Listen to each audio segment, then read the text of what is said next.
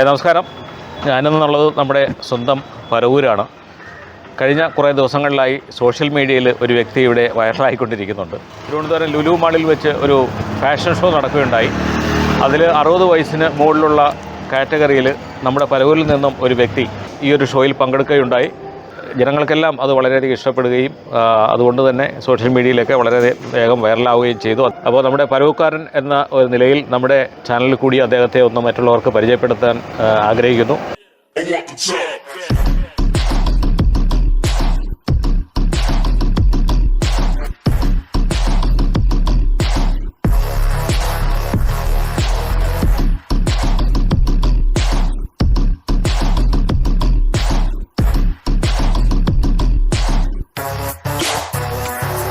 And you don't just get rich one day. This kind of life never just slip your way. I gave up taking carefree trips to the Bay.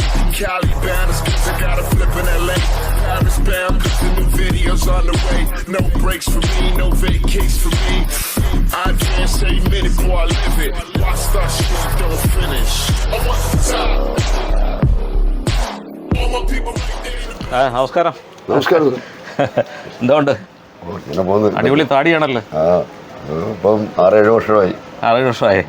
പേരെന്താണ്? എൻ്റെ പേര് സലാമെന്നാണ്. സലാമെന്നാണ്. ഇവിടെ എത്ര ആളുകൊണ്ട് work ചെയ്യുന്നുണ്ട്? ഞാൻ ഇവിടെ ഉണ്ട്. ഇപ്പം പരവൂര് 23 വർഷമായി. 23 വർഷം കൊണ്ട് വർക്ക് ചെയ്യുന്നു. 23 വർഷമായി. സ്വന്തം കടയാണോ? അല്ല, മരുമകൻ്റെ. മരുമകൻ്റെ കടയാണ്. സ്വന്തം സ്ഥലം ഇവിടെ? സ്വന്തം സ്ഥലം മയനാട്. അപ്പോൾ ഇദ്ദേഹമാണ് നമ്മൾ ഇന്ന് അന്വേഷിച്ച് വന്ന വ്യക്തി. 23 വർഷം കൊണ്ട് ഞാനിവിടെ വർക്ക് ചെയ്യുന്നുണ്ട്. മരുമകനാണ് ഇത് നടത്തുന്നത്. പിന്നെ വയനാടാണ്. ഇപ്പൊ നമ്മളെ ഈ താടി മൂലം അങ്ങ് ഫേമസ് ആയിക്കൊണ്ടിരിക്കുകയാണ്. ഞാൻ കുറച്ച് ചെറിയ താടിയാണ് വെച്ചത്. ഇപ്പോഴത് വലുതായി. എൻ്റെ 8 വർഷം കൊണ്ട് 8 വർഷം കൊണ്ട് ഇങ്ങനെ കട്ട് ചെയ്തിട്ടുണ്ട്. ഇവര് കട്ട് ചെയ്തിട്ടുണ്ട്. അവിടെ നമ്മളെ ഇപ്പൊ ഈ ബ്യൂട്ടി പാർലർ നടത്തിയായിരുന്നു. അവിടെ മേക്കോർ ഉണ്ട്. അവിടെ അവര് തന്നെ ബ്യൂട്ടി പാർലറിൽ അവർ കണ്ടത് ഒതുക്കിയായിരുന്നു. ലുലുവില് അവരൊന്നും ചെയ്തിട്ടില്ല. മുടി മാത്രം ചീകി കുറച്ച് കെട്ടി വെച്ചു ഇവിടെ റബ്ബറിട്ട്. അത് ശരി. ഒന്നും ചെയ്തിട്ടില്ല. അത്രേ ചെയ്തോളൂ. അവിടുത്തെ അനുഭവങ്ങളൊക്കെ ഒന്ന് പറയാമോ? അനുഭവമൊക്കെ അടിപൊളിയായിരുന്നു. എല്ലാം നല്ല രീതിയിൽ അവരെല്ലാവരും ഞങ്ങളവിടെ അവിടെ നിൽക്കുന്ന എല്ലാ ജോലിക്കാരും മറ്റെല്ലാവരും മാനേജരും എല്ലാം ഭയങ്കര നന്നായിരുന്നു. എൻ്റെ കൂടെ ഭയങ്കര എന്തായിരുന്നു ഫുഡ് അക്കോമഡേഷനുള്ള അവരായിരുന്നു.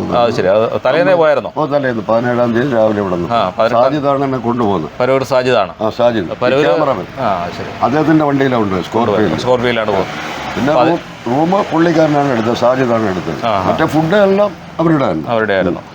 പിറ്റേന്ന് 18-ാം തീയതി 11 മണിയായപ്പോൾ ഞങ്ങളുടെ പരിപാടി അവസാനിച്ചു. 17-ാം തീയതി ട്രെയിനിങ് ആയിരുന്നു ഞങ്ങൾക്ക്. ട്രെയിനിങ് ഉണ്ടായിരുന്നു. കോഴിക്കോട്ടുകാരൊരു 10-12 പേരുണ്ടായിരുന്നു. അതിനകത്ത് സ്ത്രീകളും ഉണ്ടായിരുന്നു. അപ്പം ഞാനാണ് കൊല്ലത്തുള്ള. ഞാൻ മാത്രമേ ഉള്ളൂ. ഞാൻ മാത്രമേ ഉള്ളൂ. പിന്നെ പെരുമാതുറ ഇങ്ങനെയൊക്കെയുള്ള ഒരുപാട് സ്ഥലത്തുണ്ടായിരുന്നു. 20 പേര്. 60 വയസ്സിനുള്ള ഞങ്ങളായിരുന്നു. 20 പേരുടെ ടീമായിരുന്നു. അതിൽ ഭയങ്കര കയ്യടിയൊക്കെ ആയിരുന്നു. എനിക്ക് ഞാൻ ഡ്രസ്സ് ചെയ്ത് ഇറങ്ങി വന്നപ്പോഴത്തേക്ക് ഫുൾ ഷൂട്ടായിരുന്നു. ഇറങ്ങി വന്നപ്പോഴത്തേക്ക് ഭയങ്കര ആരവവും കയ്യടിയും ഒക്കെ ഉണ്ടായിരുന്നു. അതിപ്പം ഫോണിലൊക്കെ ഉള്ളത്. വേറെ എന്തെങ്കിലും ഇതല്ലാതെ പ്രോഗ്രാമിലെങ്ങനെ പങ്കെടുത്തിട്ടുണ്ടോ? അല്ല അഭിനയത്തിലോ ഒന്നും പങ്കെടുത്തില്ല. ഞാനിത് ആദ്യമായിട്ടാണ്.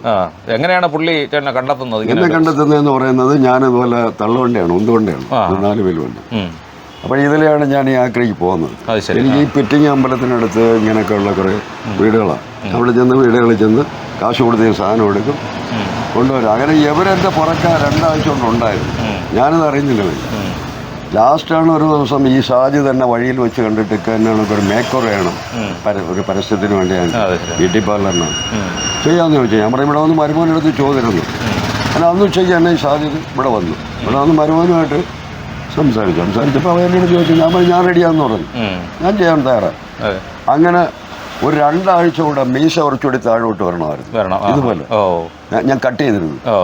അപ്പം കുറച്ചുകൂടി മീശ താഴോട്ട് വരട്ടെ, എന്നിട്ട് നമുക്ക് ഷൂട്ടിങ് തുടങ്ങാമെന്ന്. അങ്ങനെ 2 ആഴ്ച കഴിഞ്ഞപ്പോഴും ഞാൻ എടുത്ത് കറക്റ്റായിട്ടുണ്ട്, നമ്മൾ പോവാം, പിറ്റേന്ന് റെഡിയാകും പറഞ്ഞു. പിന്നെ പിറ്റേന്ന് റെഡിയായി. അവർ കാറുമായിട്ട് വന്നു. ആൾക്കാർക്ക് വലിയ ഇവിടെ വന്ന് അഭിനന്ദനങ്ങൾ അർപ്പിക്കുകയും എനിക്കിപ്പോൾ ബസ് സ്റ്റാൻഡിൽ പോലും ചെല്ലാൻ ആരും സെൽഫി എടുക്കും. ഒരു സെൽഫി എടുക്കട്ടെ സമാധാനമില്ല. ജനങ്ങളുടെ ഈ പ്രതികരണവും ഈ അനുമോദനവും കാണുമ്പോൾ എന്താ എനിക്ക് ഭയങ്കര സന്തോഷമാണ് മനസ്സിലായി. കാര്യം എന്ത് ചെയ്യാനും ഞാൻ തയ്യാറാണ് ഇനി അതെന്നുള്ളൊരു എന്താ വിശ്വാസം എനിക്കുണ്ട്. ഇതിനൊക്കെ പ്രോത്സാഹനം തരുന്ന മരുമകനാണ് എൻ്റെ മരുമകൻ ഷാവി. എല്ലാ സപ്പോർട്ടും പ്രോഗ്രാം കൊണ്ടുപോവുകയും മറ്റെല്ലാ കാര്യം എൻ്റെ ചെലവുകളായാലും ഇപ്പം 10 ദിവസം ഞാൻ ബോധം നിന്നാലും എൻ്റെ ചെലവുകൾ ബാക്കിയുള്ള ഡ്രസ്സുകൾ എല്ലാം ഇപ്പം ഇതിനും ഇപ്പം ഡ്രസ്സ് എടുത്ത് തന്നെ അവൻ ലുലുവിൽ പോകാനും എല്ലാത്തിനും.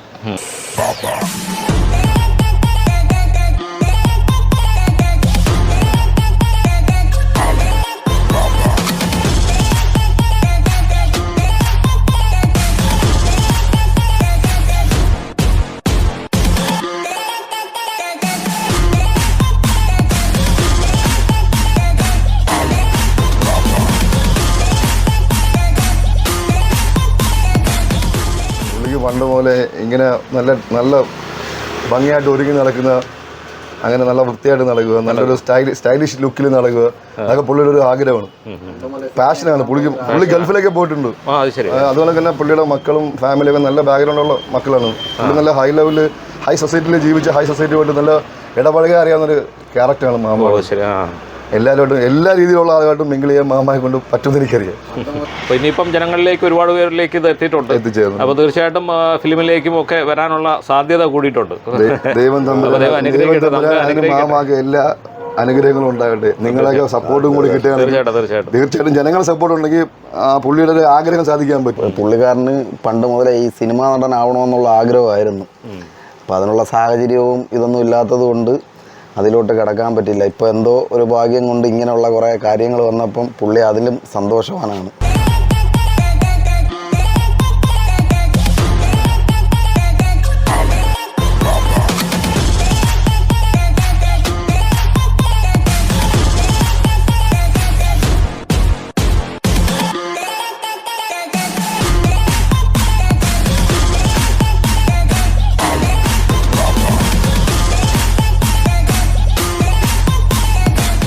തീർച്ചയായിട്ടും നമുക്ക് പണ്ട് അറിയാവുന്ന ഒരാളാണത്. അവിടെ കുഴപ്പമൊന്നുമില്ല, നല്ല മാറ്റാണ്, നല്ല രീതിയിലൊക്കെ ഇത് അറിയാവുന്ന ഒരാളാണ്. നല്ല സ്വഭാവമാണ്, കാര്യങ്ങളൊന്നുമില്ല, ഡീസൻറ്റ് ക്ലീസാണ്. ഞങ്ങൾ ഇപ്പോൾ മാത്രമല്ല പണ്ട് തൊട്ട് ഞങ്ങൾ പരിചയക്കാരാണ്. വൈറ്റ് ആൻഡ് വൈറ്റ് എന്നാണ് ഞാൻ പുള്ളിയെ വിളിച്ചുകൊണ്ടിരുന്നത്. White and white. കാര്യം വെള്ള മുണ്ടും വെള്ള ഷർട്ടും ഇട്ടാണ് ഞാൻ ഇപ്പോഴും ഉള്ളത്. ഇവിടെ പുള്ളി കളർ ചേഞ്ച് ചെയ്ത് മാറ്റങ്ങൾ സംഭവിച്ചു.